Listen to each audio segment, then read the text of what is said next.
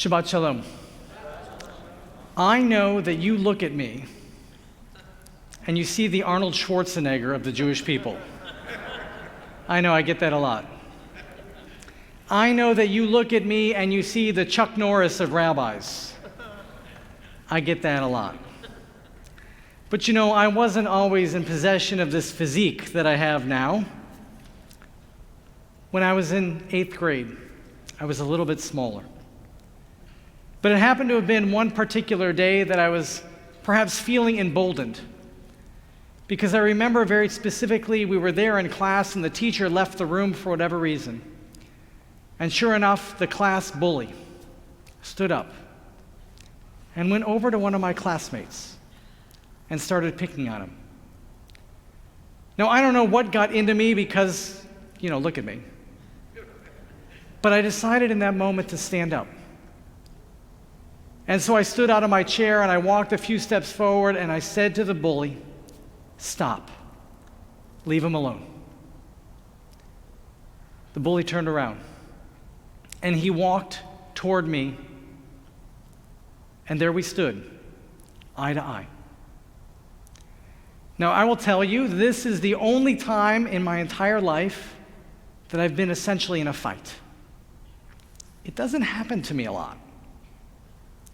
But there we stood, eye to eye, unflinching, unmoving, in what felt to me like hours on end, but was just a few seconds. And I wasn't sure what the bully would do. And I saw in that moment, in a freeze frame, all of my classmates around me, sitting in their chairs, watching every move. And we were face to face, eye to eye, nose to nose. And the bully lifted his knee like that. Now, the force must have been with me in that moment because I sensed it, and I was able to turn away and block his knee with my hip. Now, seemingly, or at least temporarily defeated, the bully just looked into my eyes, and we stood together nose to nose for another few more seconds. And he must have noticed that time passed. He must have noticed that I wasn't going to back down. And so in that moment, he said, "I will see you after school, and I'll beat you up then." Sure enough, the teacher came back to the room. We went on with our day. I spent the rest of the afternoon wondering what would happen to me because I stood up in that moment to a bully. That story has been on my mind these last couple weeks as we've watched what's happened with the big bully, Russia, attacking Ukraine. L'havdil elef havdalot, I was an 8th grader. We were kids. This is a nuclear country attacking a smaller country next to it. And we're all watching and waiting to see what's going to happen. And I don't know about you, but for me, I've found incredible inspiration in watching how the Ukrainians have responded to the attack by Mother Russia. I don't know about you, but I've found incredible passion. I've been moved by the words and the actions of President Zelensky, our fellow Jew, in standing up for his people. So I want to offer to you today a few thoughts, viewing the Ukrainian-Russian crisis through Jewish eyes. First thought, you have to stand up to bullies. And I'm thinking in my mind of what would have happened if the United States in the 1930s, the 1940s would have bombed the railway lines in Germany. How many lives could the Americans have saved if they had gotten over their own isolationism, if they had gotten past their own fear and stood up for the Europeans being attacked? What would have happened if the Americans had gotten the koyach even just a couple years earlier? Because they knew that the Jews were being killed. You have to stand up to bullies. Because when we don't, bullies will, one after another, take down the weakest people in front of them. So my first thought as a Jew, my first thought as a grandchild of Holocaust survivors, is we can't let Russia's aggression go unchecked. Now, of course, my prayer is that sanctions work. My prayer is that sanctions work. I'm not sure how they work when gas and oil continue to flow out of Russia, but God has blessed me with the gift of Torah study and not political strategy. But nevertheless, we have to stand up to bullies, and it might take more than economic sanctions. So I want to invite all of us to consider the few extra pennies we spend at the gas pump to be a donation in protection of people who need protecting. I'd like to invite you to think about whatever economic costs we're going to have to bear the brunt of over these next few days, few weeks, whatever it is, to be money of chesed, of kindness, trying to protect those who need protecting. And I looked through my eyes as a Jew, not just as a grandchild of Holocaust survivors, but as a Zionist as well. Because I can't help but wonder if when a greater power invades a smaller power, and all the world does is impose economic sanctions, does that mean that if, God forbid, Iran is to attack Israel, the world will simply say, we're so sorry for what's happening to you. We're going to impose more economic sanctions. God forbid that's the response. Israel's not Ukraine, right? They're not the same. America's relationship with Israel is not the same as America's relationship with Ukraine. So I'm not drawing any perfect analogies here, but there are some comparisons to be made. We have to stand up to bullies. And sometimes, the only way to stand up to bullies is with equal force. I don't want war, but sometimes the only way to stand up to bullies is with equal force. That's my first thought as a Jew looking upon the situation in Ukraine. My second thought is, look how difficult it is for America, as powerful as we are, to stand up for Ukraine when Russia is armed with nuclear weapons. The nuclear weapons are the game changer.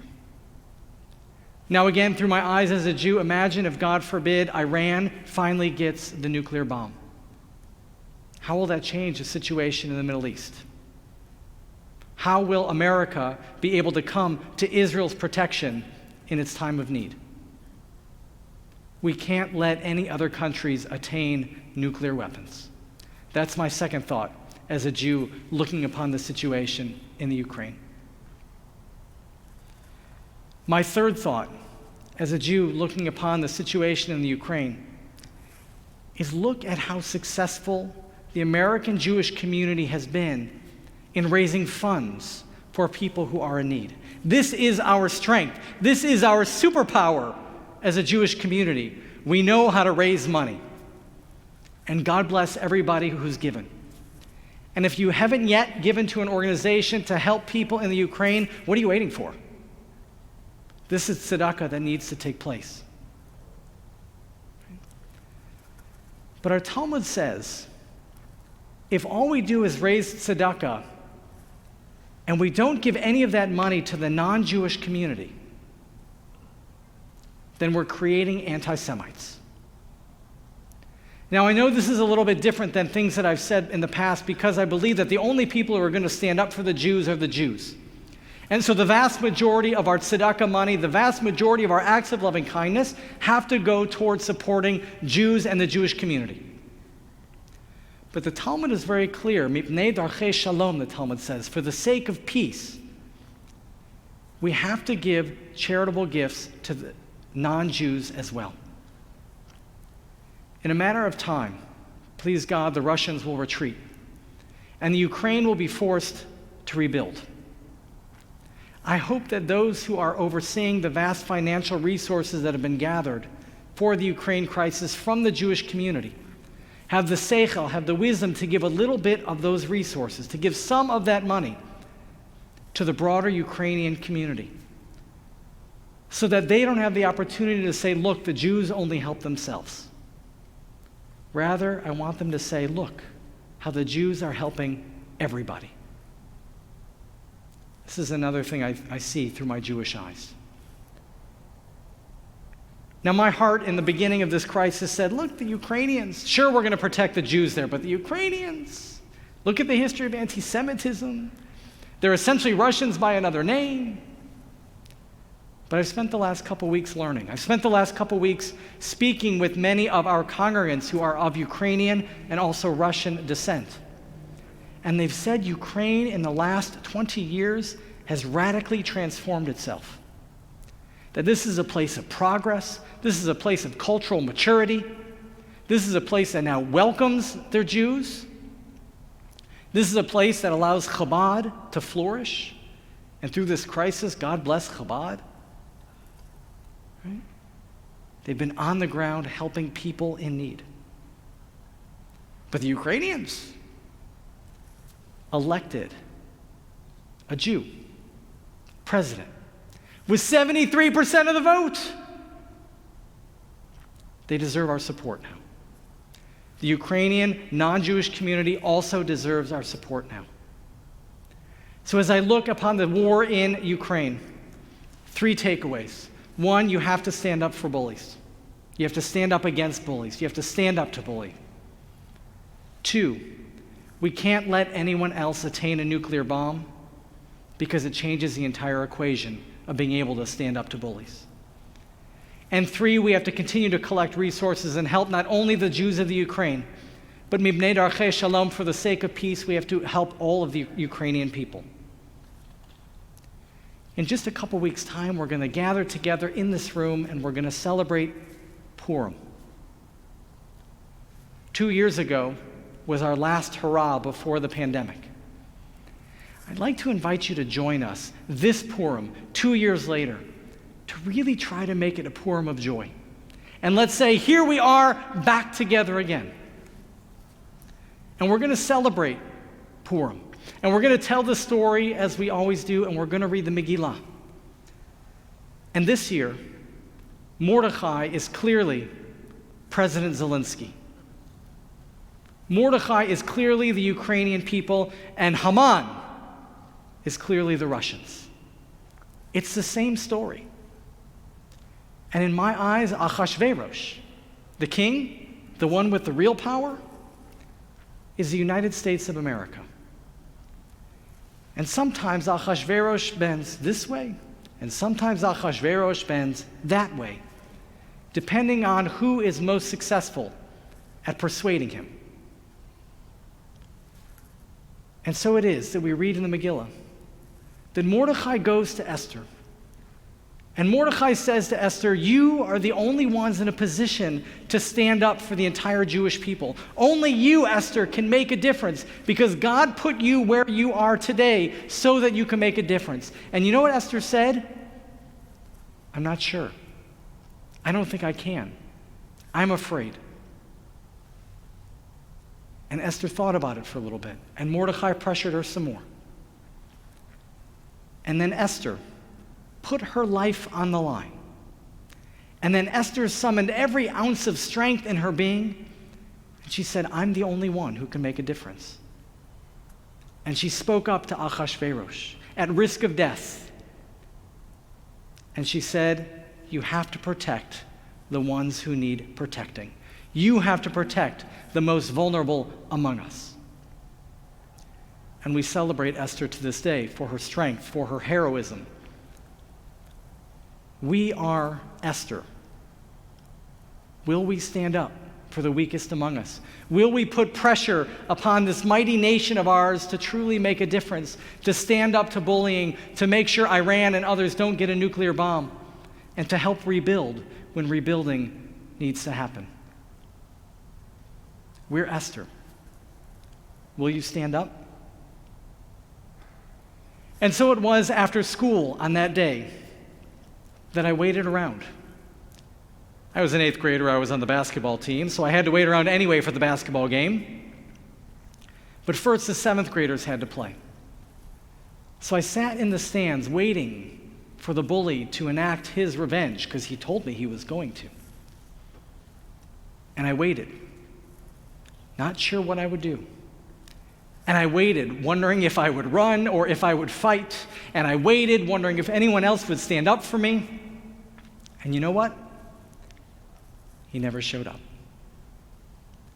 Sometimes you have to stand up to the bully. Always, always do we need to work to care for those who are in need. This Shabbat, may we be the Esther in this world. This Shabbat, may we speak out. May we stand up. May we summon our strength and our courage to do what is right together. Shabbat Shalom.